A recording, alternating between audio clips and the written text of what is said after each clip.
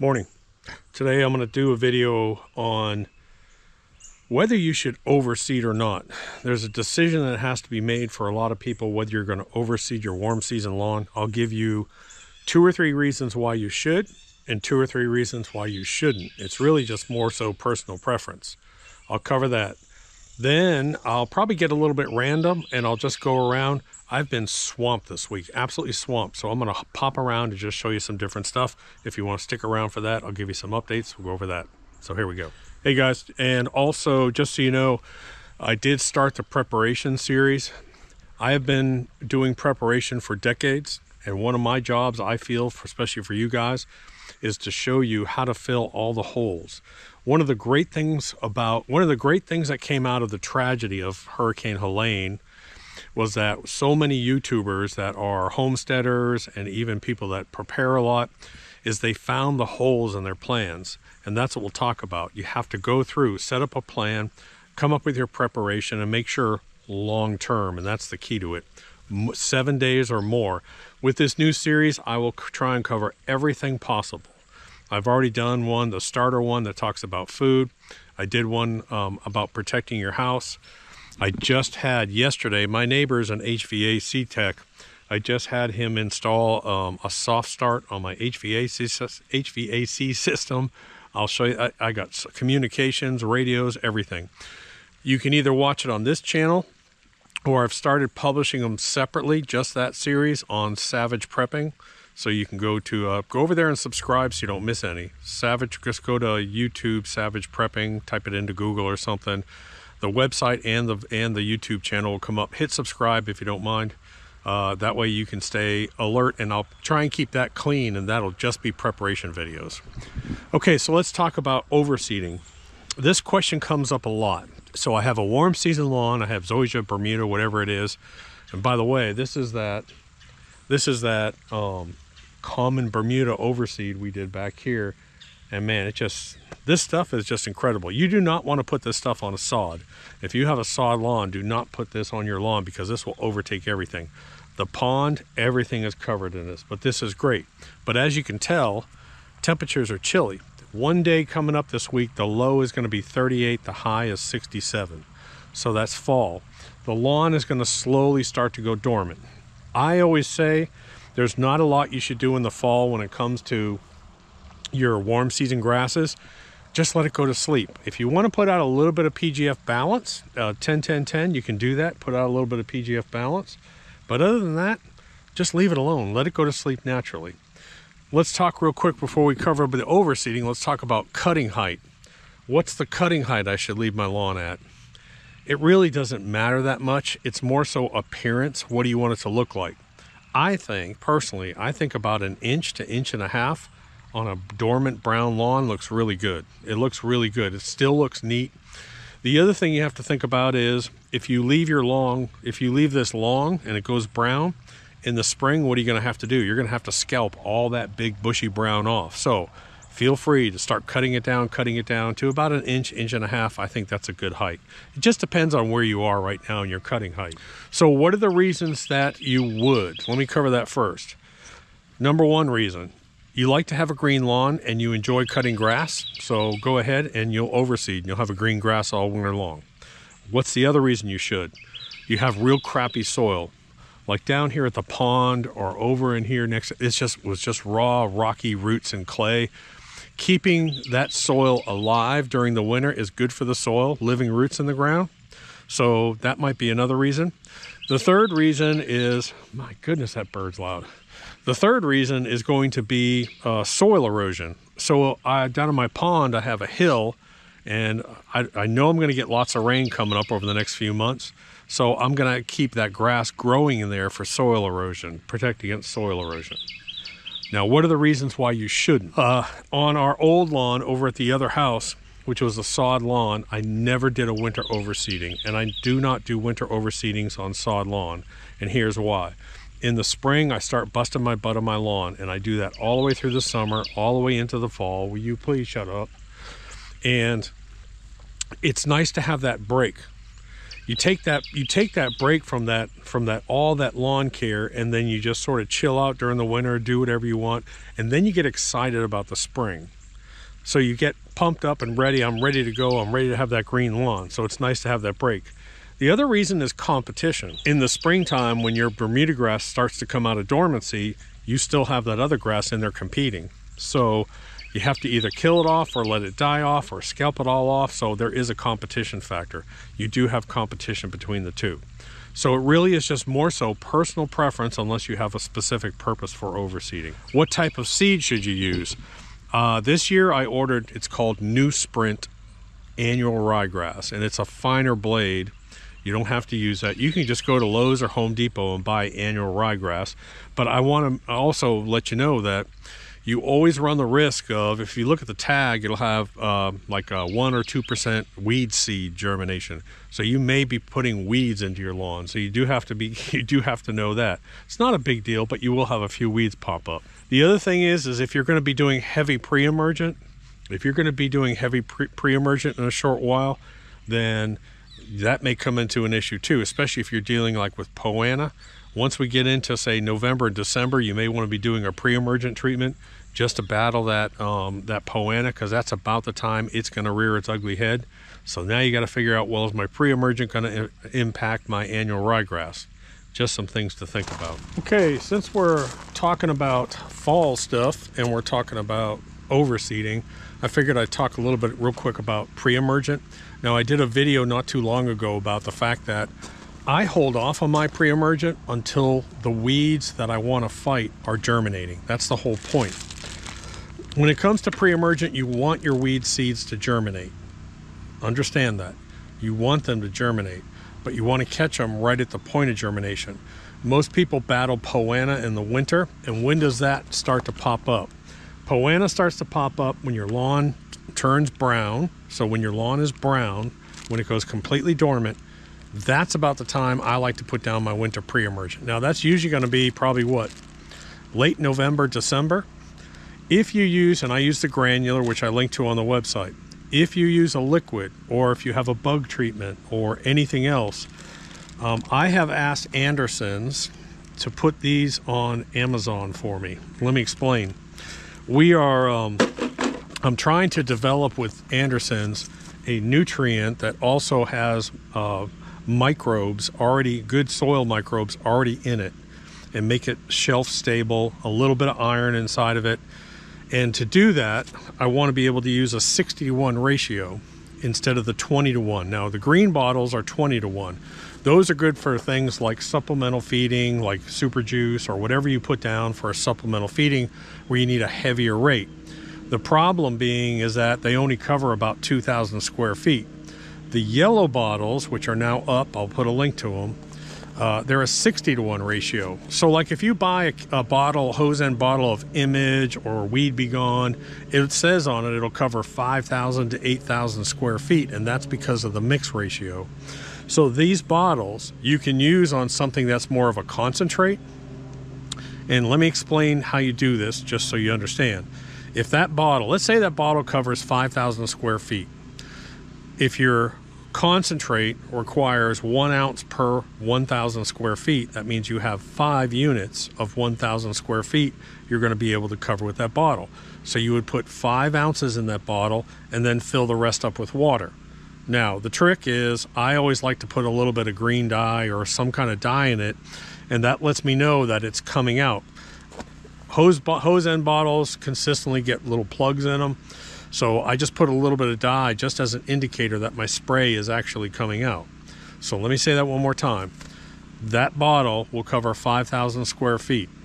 Depends on your walk rate, your hose pressure, etc. And so 5,000 square feet, if you're putting out something that requires 1 ounce per 1,000 square feet, you put 5 ounces in the bottle, fill the rest up with water, put it on and spray it. We were testing these with this other product that we're talking about, and I was like, dude, these things are great, because if I ever have a concentrate I need to spray out, but no one sells a 60-to-1 spray bottle ratio. So now it's up on Amazon. I'll put a link to it in the description below. It's a dual listing, the green and the yellow. It's just a variant. Just thought I'd mention that. So I will be doing an winter overseed on that back.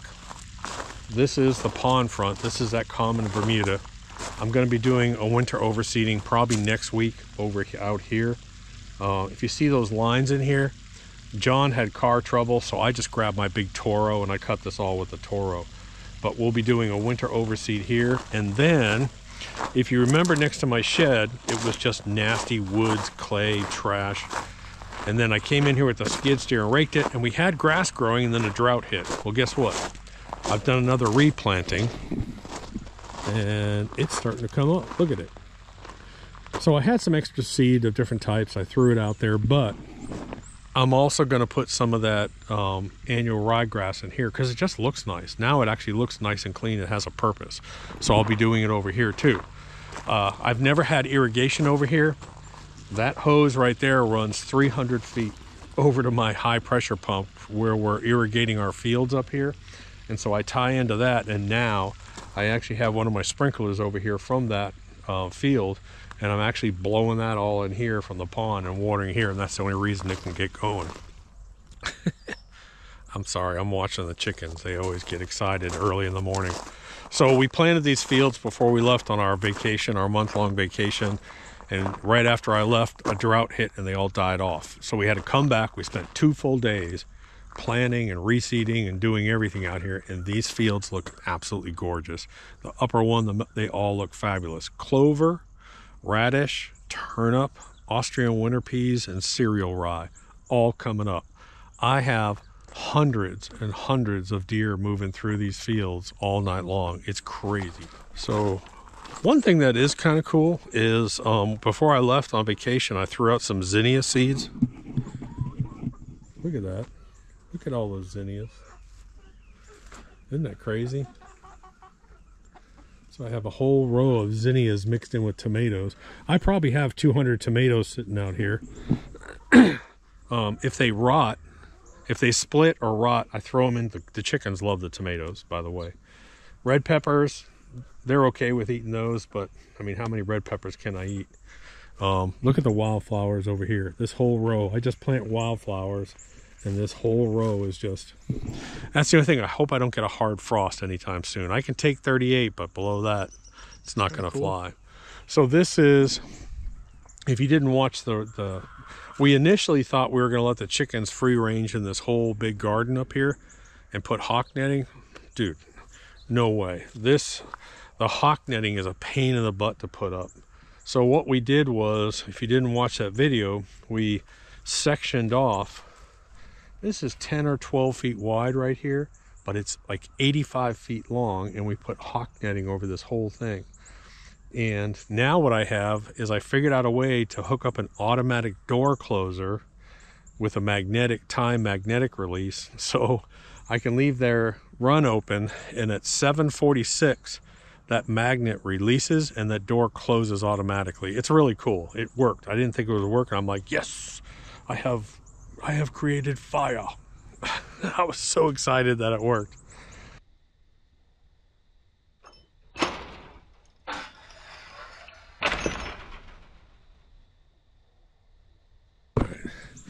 So we also installed, I made this door so that we don't have to go through their coop to come inside here.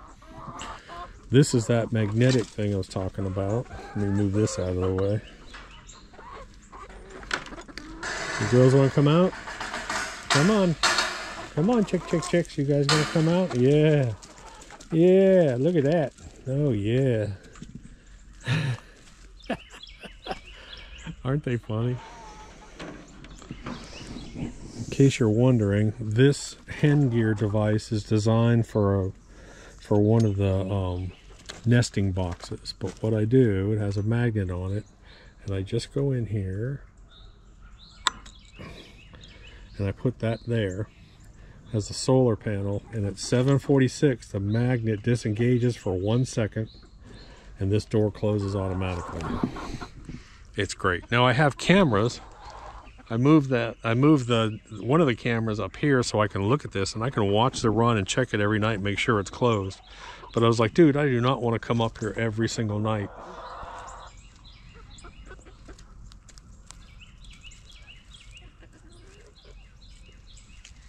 And these girls are eating These girls are eating radishes.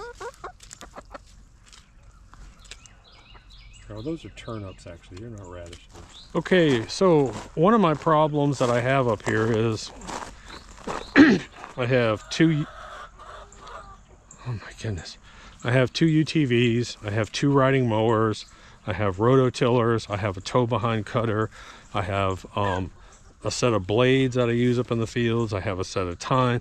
I'm running out of space, and the problem, as you can see, this barn is open, and I'm having to put my good equipment inside that barn like that. And the other day I went up to grab one of my nail guns out of that little storage closet. Well, that storage closet is bare dirt, gravel, and it's moist. There was rust on it. So I finally decided, I thought about what to do with this old orchard area. So originally we had an orchard back here. We battled it, bugs, disease, and I said it's too much work. So here's what I'm going to do.